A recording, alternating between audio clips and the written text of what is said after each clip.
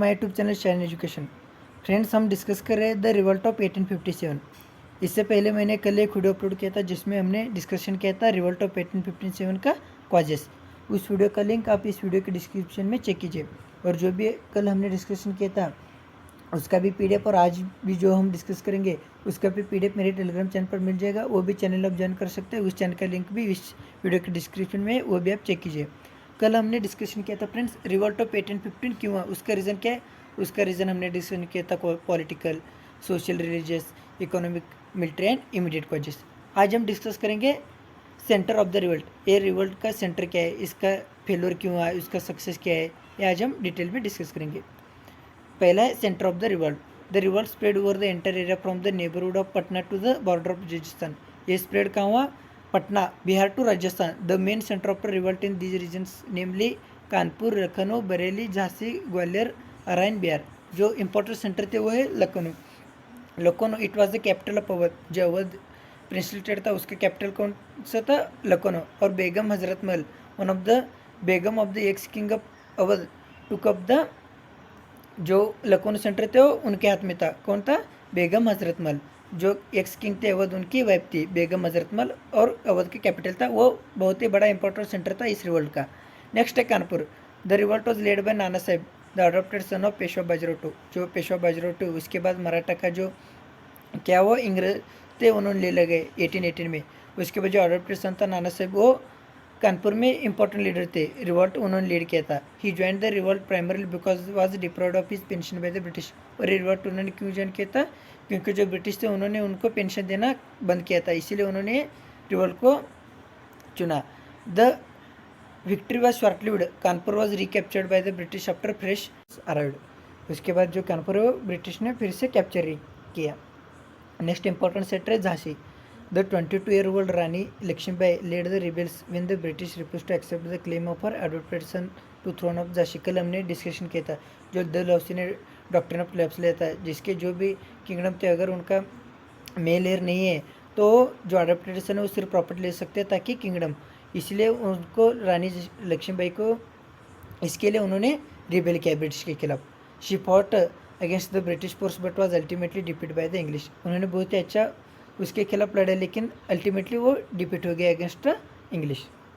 Gwalior. After Rani Lakshmibai escaped she was joined by Tatya Tope and together they march to Gwalior and captured it. Rani Lakshmibai escape होने के बाद उनको join किया तेटार और उन्होंने ग्वालियर तक मार्च किया और कैप्चर किया। Fierce fighting followed where the Rani of Jhansi fought like a tigress but died fighting to the very bad. उन्होंने बहुत ही टाइगर की तरह अच्छा फॉट दिया लेकिन उनका अंत में डेथ हो गया। Gwalior was recaptured by the British. उसके बाद ग्वालियर को भी ब्रिटिश ने रिकैप्चर किया। Next important centre Bihar. The revolt was led by Kunwar Singh who belong to the royal house of Jagdishpur Bihar. Bihar में उन्होंने रिवॉल्ट किया था कुंवर सिंह। यह है बिहार के जगदीशपुर के रॉयल हाउस के।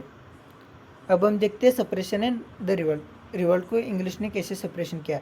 The revolt of 1857 lasted for more than year. ये कितने सालों तक चला, more than 1 year. It was suppressed by the middle of 1858। ये कब खत्म हुआ, in the middle of 1858। On 8 July 1858, 14 months after the outbreak at Meerut, peace was finally proclaimed by Lord Canning. After the 10 मई 1857 मीरठ से स्टार्ट हुआ, कब खत्म हुआ, 8 July 1858 bye Lord Canning. वो उस समय वाइसरॉय थे। अब हम देखते हैं place of revolt, Indian leader और British officer who suppress the revolt. ये बहुत ही बड़ा इंपॉर्टेंट चार्ट है फ्रेंड्स। इसके ऊपर बहुत ही क्वेश्चन आ सकते हैं एग्जाम में। किस रिवॉल्ट, किस प्लेस में कौन से इंडियन लीडर थे और कौन से ब्रिटिश ऑफिसर ने इस रिवॉल्ट को सप्रेस किया। दिल्ली में थे इंडियन लीडर बहादुर शाह और ब्रिटिश ऑफिसर थे जॉन निकोलसन। लखनऊ थे बेगम हजरत महल और ब्रिटिश थे हेनरी लॉरेंस। कानपुर में थे नाना साहेब और वो थे सर कॉलिन कैम्पबेल। झांसी और ग्वालियर में थे झांसी की रानी लक्ष्मीबाई तटियातोप और जनरल हुजरोस। बरेली में थे खान बहादुर खान और वो थे sir Colin Campbell. Allahabad and Banaras में थे मौलवी लियाकत अली और वो थे कॉलोनल वंसेल। और बिहार में थे इंडिया के कुंवर सिंह और वो थे विलियम टेलर। अब हम देखेंगे why did the revolt fail. ये रिवॉल्ट क्यों फेल हो गया। इसके रीज़न है पहला limited uprising. Although the revolt was Fairlie wide spread, a larger part of country remade unaffected bye it. ये रिवॉल्ट ज़्यादा से ज़्यादा कहाँ से था, नॉर्थ इंडिया में था और जो लार्जर पार्ट ऑफ कंट्री है वो अनअफेक्टेड था। The revolt was mainly confined to the two region, the larger prince state Hyderabad, Mysore, Travancore and Kashmir, as well as the smaller one of Rajputana did not join the rebellion. और जो state थे like Hyderabad, Mysore, Travancore, Kashmir, जो वो इस rebellion को ज्वाइन नहीं किए। The southern province did not take part in, और जो साउदर्न प्रोविंस थे वो भी इस रिवोल्ट में पार्टिसिपेट नहीं हुए, इसीलिए ये रिवोल्ट फेल हो गई। एक रीज़न है लिमिटेड अपराइजिंग। नेक्स्ट है no effective leadership. The rebels lacked an effective leader. जो इस 1857 रिवोल्ट हो उसका कोई ऐसा इफेक्टिव लीडर नहीं था। जो नाना साहेब, तटिया तोप एंड रानी लक्ष्मीबाई और brave leader, they could not offer effective leadership to the movement as a whole. ये कुछ अपने जो स्टेट थे उसके लिए लीडरशिप थे, लेकिन होल एज अ मूवमेंट के लिए वो इफेक्टिव लीडरशिप प्रोवाइड नहीं कर पाए। नेक्स्ट है important reason limited resources. The rebel lacked resources in terms of men and money. जो रिबेल्स थे उनके पास मनी और मेन का रिसोर्स अवेलेबल नहीं था। The English on the other hand received huge men and money. और जो इंग्लिश थे उनके पास मेन भी था और मनी भी था, और arms in India. Next important reason है no partition of the middle class. The English educated middle class, the rich merchants, trades, zamindar of Bengal help the British to suppress the revolt. जो English educated middle class थे, merchant थे, ज़मींदार, trader, उन्होंने British को help किया ताकि हमारे जो रिबेल किए थे उनको नहीं किया, तो उन्होंने ब्रिटिश को हेल्प किया और जो रिवोल्ट था उसको सप्रेस किया। ये रहे कुछ रीजन्स वाई ये मूवमेंट फेल हुआ। Limited uprising, no effective leadership, limited resource and no participation of the middle class. Next है रिजल्ट ऑफ द रिवोल्ट। इस रिवोल्ट का रिजल्ट क्या रहा। एंड ऑफ कंपनी रूल, पहले इंपॉर्टेंट है end of company rule. The great uprising of 1857 was important landmark in the history of modern era. जो हमारे modern India है इसमें बड़ा इंपॉर्टेंट लैंडमार्क इवेंट रहा। The revolt mark the end of east India companies rule India. क्या हुआ, इसी से जो ईस्ट इंडिया कंपनी था उसका रूल खत्म होने लगा, और किन्होंने इस हमारे कंट्री को चलाने लगे उसके बाद direct rule of the British crown. India now came under the direct rule of the British crown. 1857 के बाद इंडिया ईस्ट इंडिया कंपनी का खत्म हो गया और डायरेक्ट इंडिया किसके कंट्रोल आ गया, British crown. This was announced by Lord Canning at a durbar in Allahabad in a proclamation issued on 1 November 1858 in the name of queen.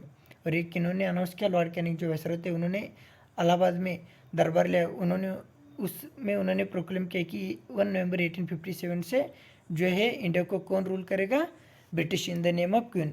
Indirectly कौन रूल करेगा, indirectly British parliament. Next religious tolerance. It was a promised and due attention was paid to the custom and tradition of India. और British ने कहा कि हम उनके जो हिंदुओं के रिलीजियस कस्टम जो थे उनमें हम दखलबाजी नहीं करेंगे। उसके बाद चेंज हुआ administrative changes. The governor general office was replaced by that of viceroy. Governor general था उसको रिप्लेस करके वाइसरॉय कहा जाएगा। The right of Indian rules were recognise. जो हमारे इंडियन रूलर्स थे उनको राइट को रिकॉग्नाइज किया गया।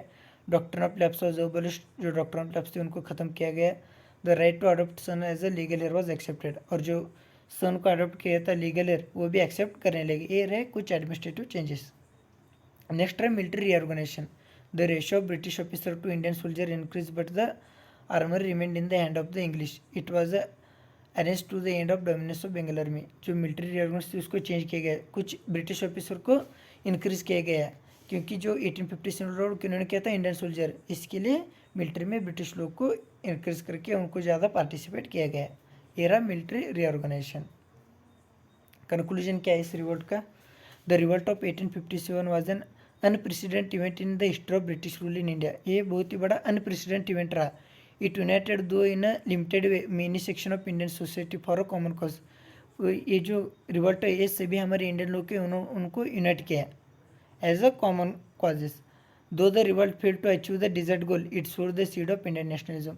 इस रिवोल्ट से हम ज़्यादा जो गोल थे वो नहीं हासिल कर पाए, लेकिन ये इंडियन नेशनलिज्म का जो बीज है वो सोड़ किया। ये रहा इस 1857 का कंक्लूजन। तो फ्रेंड्स हमने क्या क्या डिस्कशन किया, 1857 रिवोल्ट क्यों हुआ, उसका कॉजेस क्या है और उसका सेंटर कहाँ है, ये फेलोर क्यों हुआ और उसका कंक्लूजन क्या रहा। Thank you friends, please subscribe share education.